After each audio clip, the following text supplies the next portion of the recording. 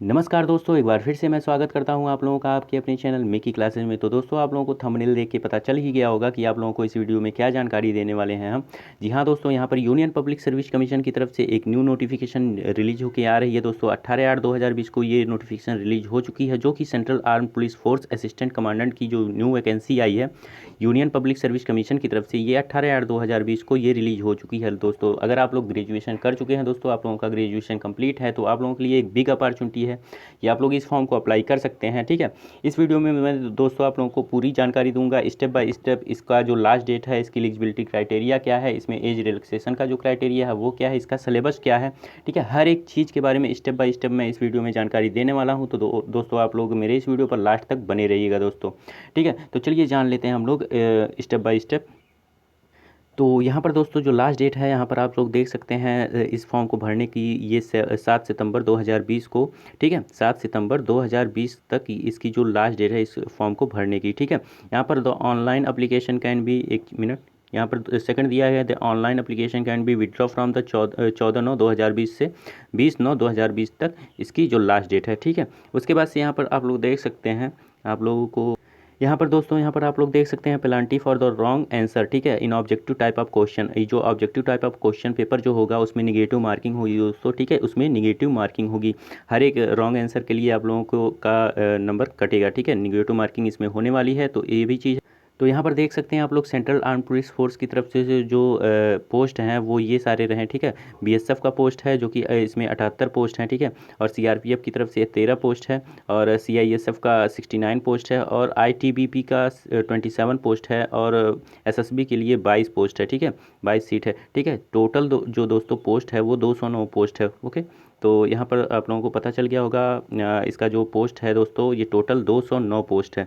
यहाँ पर दोस्तों सेंटर ऑफ एग्जामिनेशन, मतलब एग्जामिनेशन के लिए आप लोग सेंटर कौन कौन सा चूज़ कर सकते हैं, यहाँ पर सारी जानकारी दी गई है दोस्तों। इतने सारे सेंटर हमारे सेलेक्ट किए गए हैं दोस्तों। ठीक है, सेंट्रल आर्म पुलिस फोर्स के एग्ज़ाम के लिए, तो अगरतला है, अहमदाबाद, आइजवाल, बेंगलोर, ठीक है, आप लोग देख लीजिएगा। ठीक है, यहाँ पर शिलोंग, रांची, ठीक है, ये सारे सेंटर हैं हमारे एग्जामिनेशन सेंटर। ठीक है, उसके बाद से हम लोग जान लेते हैं दोस्त, यहाँ पर जान लेते हैं हम लोग दोस्तों तीसरा स्टेप एलिजिबिलिटी कंडीशन का। तो यहाँ पर नेशनलिटी दोस्तों इंडियन होनी चाहिए। ठीक है, हम लोग इंडियन, मतलब यहाँ पर देखिए लिखा गया है, no person who is not a citizen of India shall except with a consent of the central government signed the writing be appointed writing be appointed और एम्प्लॉयड अंडर दिस रूल। ठीक है, provide the nothing combined this rule shall, एक minute, shall debar the appointment, enrollment और employment of subject of the Nepal of Bhutan of this rule. ठीक है, मतलब इसमें कहा गया है दोस्तों, हम लोग मतलब हम लोग का जो नेशनलिटी होनी चाहिए वो इंडियन होना चाहिए, तभी हम लोग इस फॉर्म को अप्लाई कर सकते हैं। उसके बाद से सेक्स यहाँ पर दिया गया है, तो both male and female candidate are eligible for the appointment of the post of assistant, मतलब मेल और फीमेल दोनों इस फॉर्म को भर सकते हैं। ठीक है, इस फॉर्म के लिए अप्लाई कर सकते हैं। उसके बाद से एज लिमिट देखा जाए, तो यहाँ पर एज लिमिट के बारे में बताया गया है, एक candidate must have attend at the age of 20 year, मतलब इसका जो कैंडिडेट का जो मिनिमम एज होना चाहिए वो 20 साल होना चाहिए। उसके बाद से यहाँ पर दिया गया है दोस्तों, must not have the attend the age of 20, मतलब 25 ईयर से अबव ना हो। कैंडिडेट जो अप्लाई कर रहे हैं इस फॉर्म को, उनका जो मतलब एज है वो 25 ईयर से अबव ना हो। ऑन 1 अगस्त 2020, मतलब 1 अगस्त 2020 तक इनका जो एज है वो 25 साल काउंट किया जाएगा। अगर 25 साल से ऊपर यहाँ तक पाया जाता है, 1 अगस्त 2020 तक इनका जो एज है अगर 25 साल से ऊपर पाया जाता है, तो वो कैंडिडेट अप्लाई नहीं कर सकते हैं। तो यहाँ पर दोस्तों एज रिलैक्सेशन का भी क्राइटेरिया दिया गया है, the upper age limit prescribe above will be relaxable. ठीक है, यहाँ पर दोस्तों दिया गया है up to a maximum of 5 year, मतलब 5 साल का छूट दिया जाएगा 25 साल के बाद।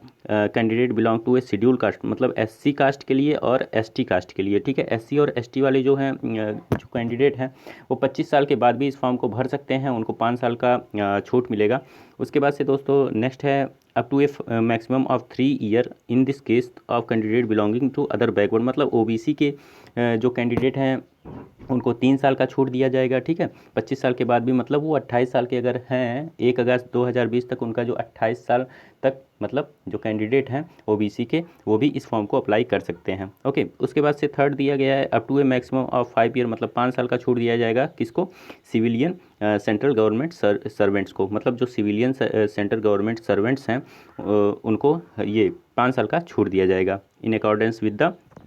in accordance with the existing instruction of the central government of the ex-servicemen will also be eligible for this relaxation, ठीक है।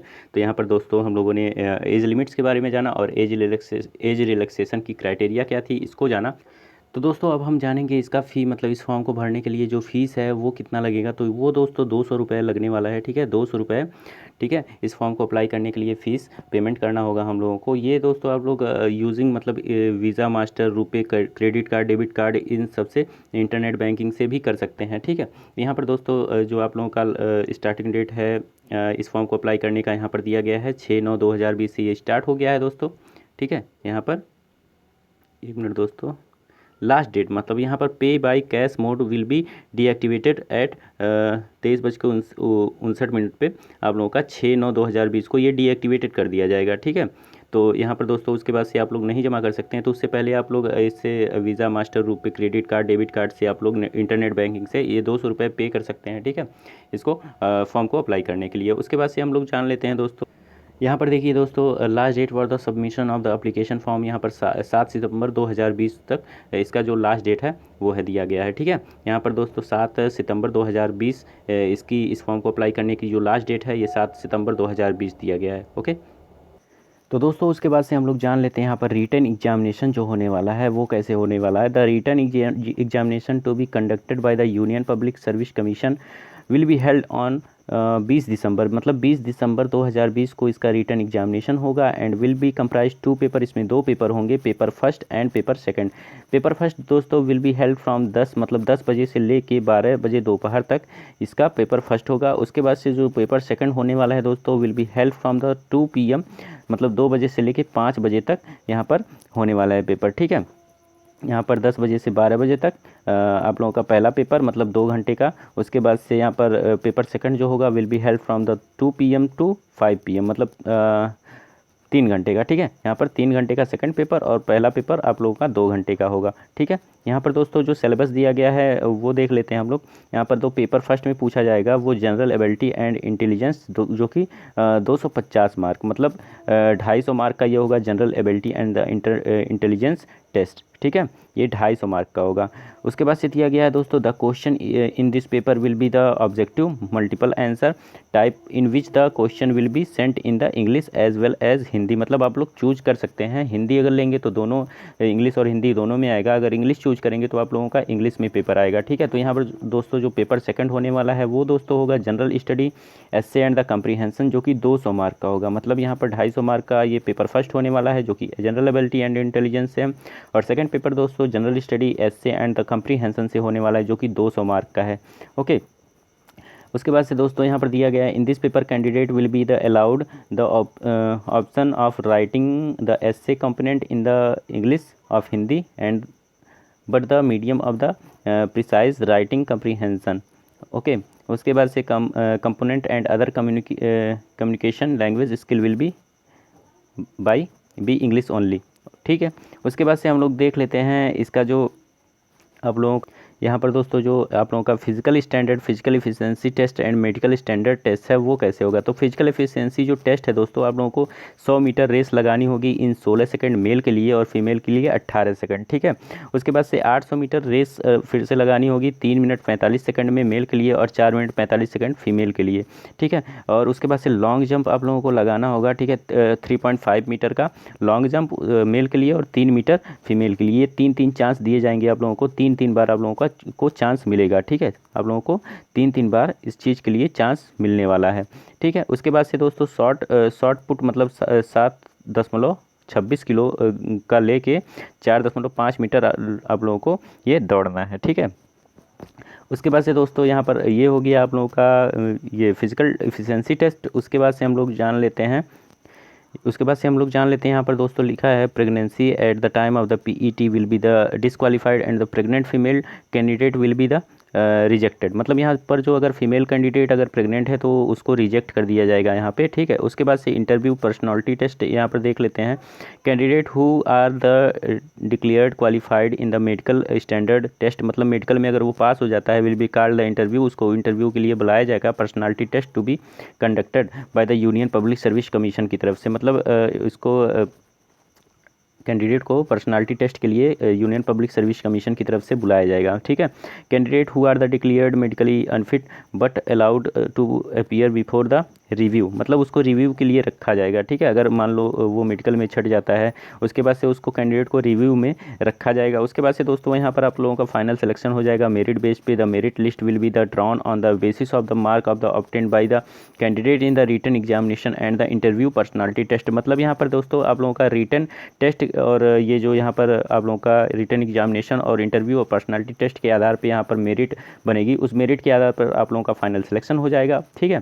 उसके बाद से हम लोग जान लेते हैं यहाँ पर दोस्तों आप लोगों का जो पेपर 1 होने वाला है उसमें क्या क्या पूछा जाएगा उसको जान लेते हैं। तो यहाँ पर दोस्तों आप लोगों का पेपर फर्स्ट में जनरल एबिलिटी एंड इंटेलिजेंस से क्वेश्चन आएगा। The objective type of the question with multiple choice in this paper will B broadly cover the following areas. यहाँ पर दोस्तों पहला आएगा जनरल मेंटलिटी एबिलिटी से क्वेश्चन, उसके बाद से जनरल साइंस से क्वेश्चन आएगा। Third current event and the national of and international importance से आएगा। उसके बाद से चौथा है दोस्तों Indian polity and the economy से आएगा। उसके बाद से पांचवा हिस्ट्री ऑफ इंडिया से यहाँ पर क्वेश्चन आने वाला है, ठीक है।